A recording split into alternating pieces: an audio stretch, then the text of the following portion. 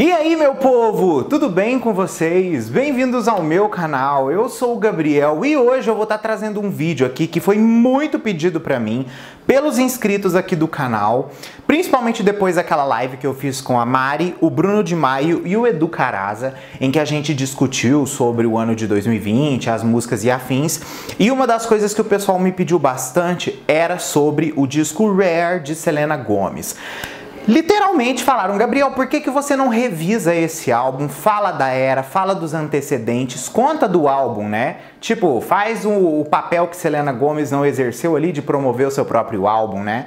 A gente vai discutir isso daí hoje, então vamos revisar o álbum, vamos entrar de cabeça nessa era, vamos revisar os lançamentos pós o lançamento de Rare também, né? Que veio Deluxe e afins, então fica comigo que esse vídeo vai ser muito legal. Mas antes eu já quero aproveitar e convidar você que não é inscrito aqui no canal, por favor se inscreve, vem fazer parte da nossa comunidade. Aqui eu falo de música pop, de outros assuntos relacionados e vai ser incrível ter você aqui com a gente.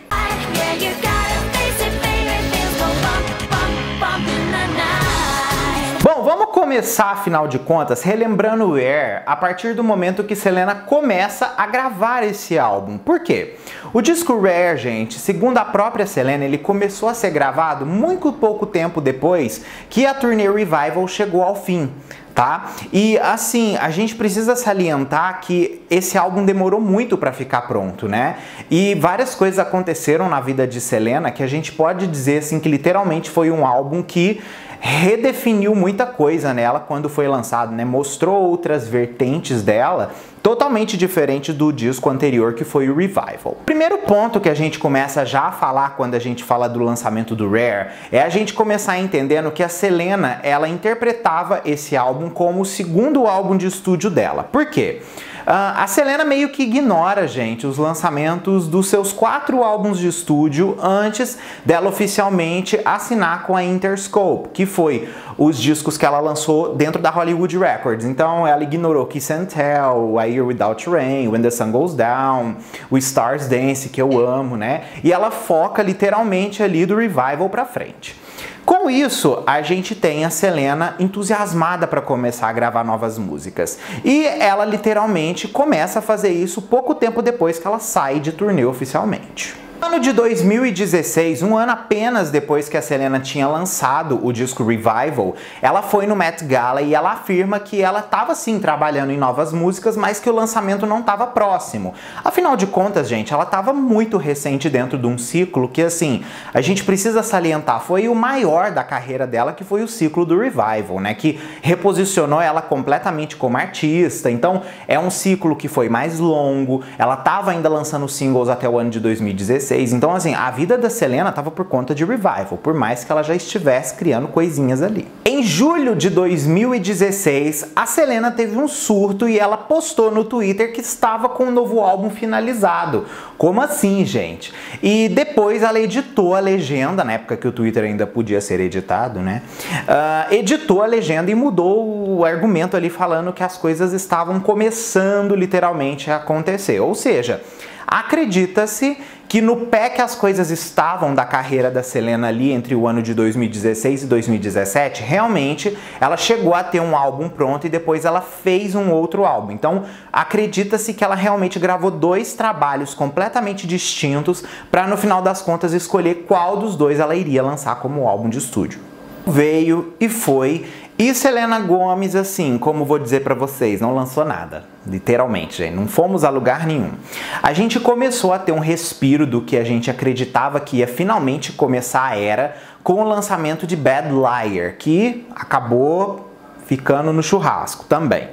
Depois ela lançou Fetish e acabou. Não tivemos mais nada, tivemos essas músicas que, assim, salientando, são músicas bem diferentes do repertório de Selena. É uma coisa que literalmente sai de uma, como vou dizer pra vocês, uma zona de conforto musical que ela havia explorado com o pop mainstream dos trabalhos anteriores. Bad Liar, por exemplo, é uma música muito diferente do repertório dela, assim como Fetish é uma música muito sexy dentro do repertório dela e que difere muito musicalmente também de tudo que ela já fez, por mais que algumas pessoas pessoas comparem o efeito dessa música com Good For You e também com The Heart Wants What It Wants, que são músicas mais alternativas que a Selena lançou como lead singles, tanto do Revival quanto do lançamento da coletânea For You. Depois que ela lançou isso daí, gente, nós tivemos a notícia que a Selena Gomez passou por um transplante de rim e quem deu o rim pra ela foi a melhor amiga. E assim, isso de certa forma abalou muito a internet, abalou a gente, porque a gente não imaginava que isso estava acontecendo na vida da Selena. Foi também no meio desse processo todo que a gente ficou sabendo da batalha dela contra o lúpus, que é uma doença que, assim, é autoimune, ela ataca os próprios órgãos, então a gente sabe que a Selena teve problemas sérios com a doença e por causa disso ela teve que fazer o transplante de rins. Passou-se transplante, ela ficou em tratamento e no meio que ela estava em tratamento, ela também continuou gravando um novo álbum. Foi no meio desse processo todo, gente, que a Selena também começou a se envolver com produtores musicais mais atuais, que é o que levanta mais ainda aquele negócio do álbum ter tido 2 discos completamente distintos sendo feitos. Afinal de contas, no ano de 2019, quando Billie Eilish lança ali o álbum dela, que foi When We All Fall Asleep, Where Do We Go, e o irmão dela, o Phineas, produz, ele também aparece no álbum da Selena Gomez. E então, assim, a gente acredita mesmo que houve uma nova forma musical sendo trabalhada com Selena depois ali que a Billie ficou mainstream, entende? Então ressalta mais ainda esse aspecto. Com isso a gente sabe que muitas músicas foram descartadas, muitos projetos de Selena foram descartados, mas com que fomos evoluindo, finalmente a gente chega no final de 2019 e ela apresenta pra gente 2 singles distintos. Detalhe, lançados um num dia e o outro no outro. O primeiro single que Selena lançou foi a icônica que se transformou inclusive no primeiro number 1 da carreira dela, Lose You to Love Me, que é uma das baladas mais lindas que, assim, a gente já viu nos últimos tempos e felizmente ficou em primeiro lugar, porque é difícil baladas atingirem o topo das plataformas digitais e também o topo das paradas de charts dominados por música eletrônica, pop, trap e afins. O segundo single que foi lançado, né, foi Look at Her Now, que já demonstrava o lado pop que Selena já tinha e o pessoal já era acostumado. Ambos esses 2 projetos dela foram feitos pelo novo iPhone que estava sendo lançado na época. Eles patrocinaram, todos os clipes foram gravados de iPhone, então assim, foi uma nova experiência musical e visual também, que o iPhone ali, no caso a Apple, né, assinava de Selena Gomez esses 2 videoclipes. Com isso, a gente passou o tempo e chegamos no mês de janeiro e temos oficialmente o lançamento do disco Rare. O Rare, gente, ele é um álbum da Selena que literalmente, ele difere muito do material que a gente já conhecia da Selena. Por quê? Por mais que o Revival, que é o seu antecessor, seja um álbum maduro, o Rare, ele é um álbum que ele transmite uma sensibilidade muito diferente e maturidade também muito diferentes do antecessor. E isso mostra uma evolução musical muito grande acontecendo de Selena. Essa evolução musical foi vista pelos fãs, os fãs assim, enaltecem a qualidade do trabalho, analisam sim e colocam esse álbum como um dos álbuns do ano de 2020, mas com o que o ano foi passando, o álbum foi ficando cada vez mais esquecido, exatamente porque a promoção do álbum foi basicamente nula, e a gente salienta isso exatamente depois do que aconteceu na performance do American Music Awards de 2019, em que a Selena sofreu muito hate por ela ter assim, desafinado, né, na primeira performance que aconteceu, abrindo a premiação ali. Então tava uma expectativa pro comeback dela, ela ficou muito em pânico, rolou esse negócio do desafinar, mas isso é uma coisa comum de acontecer, gente. Desafinar acontece. Mas isso mexeu muito com a Selena, e mexeu tanto que ela não fez apresentações depois de nada. E isso é uma coisa muito triste, porque tipo assim, ela chegou a trabalhar outras músicas com o lançamento do álbum, mas que não tiveram promoção nenhuma e que poderiam ter conquistado muito mais as pessoas com as performances e com a divulgação, com a Selena falando, olha gente, eu tô viva, eu voltei, né? Porque a gente viu ela indo no Jimmy Fallon e falando do álbum, deixou a gente ansioso.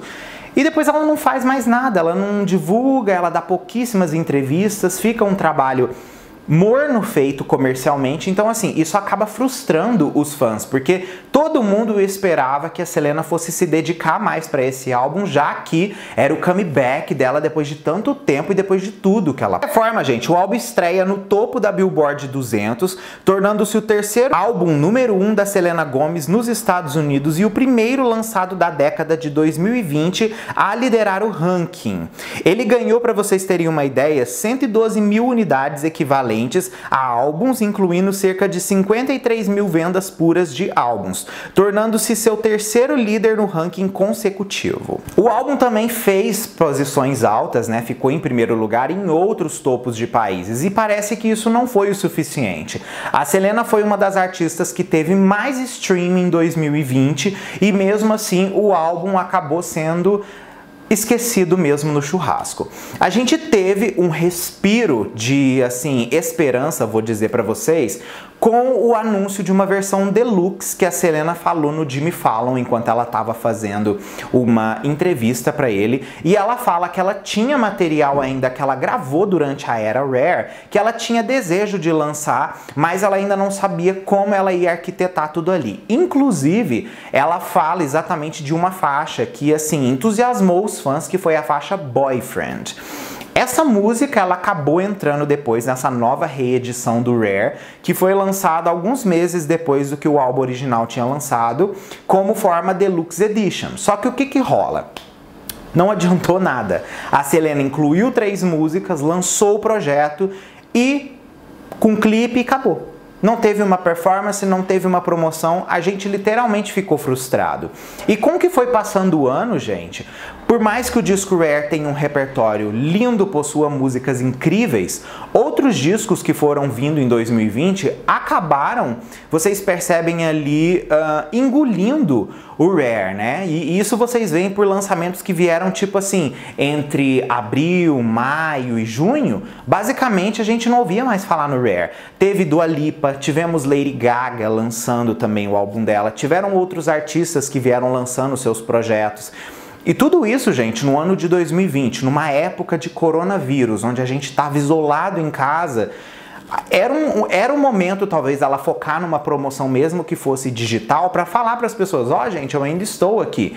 E nem isso a gente não tinha banners em redes sociais, a gente não tinha lançamento de singles em rádio, tudo foi ficando para trás e acaba que, tipo assim, a gente percebe que é um sentimento muito ruim, porque é um álbum que teve um desempenho ótimo, que foi bem aceito, mas ele acabou sendo totalmente ignorado pela artista e ofuscado por outros lançamentos. Então 2020, que um ano assim onde as pessoas sempre perguntam sobre o disco Rare, o que aconteceu com o Rare e como as coisas do Rare se desenvolveram, a gente percebe que, tipo assim, o álbum é marcante, o álbum é bom, mas se o próprio artista não valoriza, como os fãs vão para sempre sustentar uma coisa que, assim, não depende também só deles, né, gente? A equipe tem que estar proativa, a Selena tinha que estar proativa a fazer promoções. Enfim, a gente teve clipe saindo, por exemplo, para Dance Again, né, que considera clipe? Consideramos, eu considero clipe, gente, mas tem gente que considera vídeo performance, né? Boyfriend, olha aí, no total a gente teve 5 singles, a gente teve Lose You to Love Me, a gente teve Look at Her Now, a gente teve Rare, a gente teve a Dance Again e a gente teve Boyfriend. E nenhuma dessas músicas, tirando as 2 primeiras, teve performance ou promoções a longo prazo. Então, assim, eu particularmente como fã da Selena, eu fiquei frustrado. Não sei vocês, me conta qual foi o sentimento de vocês. Com isso a gente termina de revisar aqui o projeto Rare, a gente entende o que aconteceu com Rare, né, em 2020, onde que foi parar Rare, o que houve. Mas eu vou devolver para vocês agora. O que vocês acham que o Rare impactou em 2020 e qual a opinião de vocês sobre esse descaso que a Selena Gomez meio que teve com o próprio álbum e a promoção do mesmo? Comenta aqui que eu quero saber a sua opinião. E comenta também qual que é a sua faixa favorita do Rare, que eu quero saber, tá bom? Ó, um grande beijo para vocês e até o próximo vídeo nosso aí.